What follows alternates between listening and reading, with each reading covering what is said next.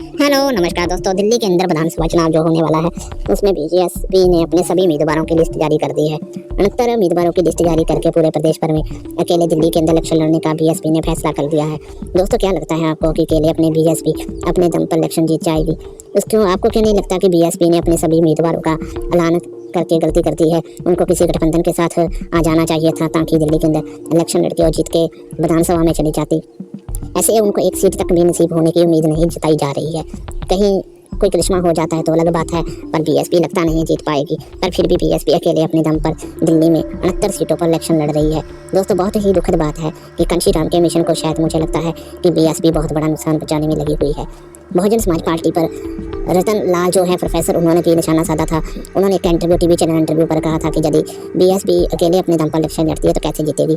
हम देखते हैं कि बीजेपी को हराने के लिए कांग्रेस, समाजवादी पार्टी और आरजेडी इकट्ठे होकर इलेक्शन लड़ते हैं और अकेले लड़ती है बीएसपी इलेक्शन। और तीनों पार्टियां इकट्ठे होकर इलेक्शन लड़ती है, फिर भी उनको हार का सामना करना पड़ता है। तो बहुजन समाज पार्टी अकेले दम पर कैसे इलेक्शन जीतेगी? क्या मायावती बैकडोर से बीजेपी को सपोर्ट कर रही है? उनका ये भी इशारा था कि बीजेपी को ही मायावती सपोर्ट कर रही है। बहुत सारे लोग मायावती को आड़े हाथों लेते रहते हैं। देखते हैं कि वो अकेले इलेक्शन लड़ती है, हार जाती है।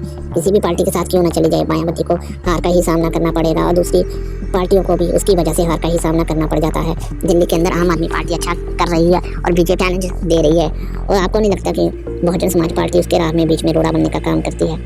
इस तरह वो इलेक्शन खुद भी हारेगी और अन्य पार्टियों को भी हार का ही मुंह देखने को मिलेगा। नतीजा ये होगा कि बीजेपी सत्ता पर आ जाएगी।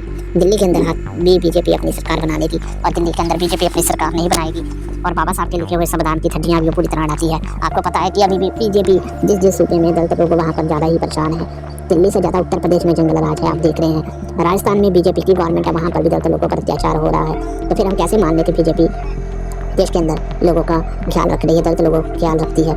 वो भारत विरोधी ताकतों में शामिल है और भारत विरोधी संविधान विरोधी गतिविधियां करने वाली आरएसएस है और बाबा साहब के लिखे हुए संविधान को नहीं मानती है बीजेपी आरएसएस, और फिर उसी को ही बीजेपी सपोर्ट करती है, चाहे आगे से करे चाहे पीछे से, पर फायदा तो बीजेपी का ही करती है मायावती। दोस्तों आपको क्या लगता है कि मायावती ने बीएसपी ने बीजेपी को ही जिताने के लिए दिल्ली के इलेक्शन लड़ने का फैसला किया है और इसीलिए इलेक्शन लड़ रही है ताकि बीजेपी जीत जाए? दिल्ली के अंदर बीजेपी जिताने के लिए ही बीएसपी इलेक्शन लड़ रही है, बहुजन समाज पार्टी, क्योंकि उनकी निडार पर कांग्रेस है और आम आदमी है और बीजेपी नहीं है। बीजेपी पर निशाना कम साधते हैं। मैंने देखा काशनंद और मायावती को भी, क्योंकि इनको दोनों को ही सिर्फ अब दिल्ली के अंदर सिर्फ आम आदमी पार्टी कांग्रेस दिखाई देती है, जबकि कांग्रेस शीला दीक्षित की सरकार थी अब से लगभग 10 साल पहले, और तब से लेकर अरविंद केजरीवाल की सरकार है। हम देख रहे हैं पहले कांग्रेस भी कई साल पहले थी और लगातार 3 बार बीजेपी सत्ता में आ गई है। तो फिर कांग्रेस पर निशाना साधने की क्या जरूरत है? बीजेपी पर क्यों नहीं?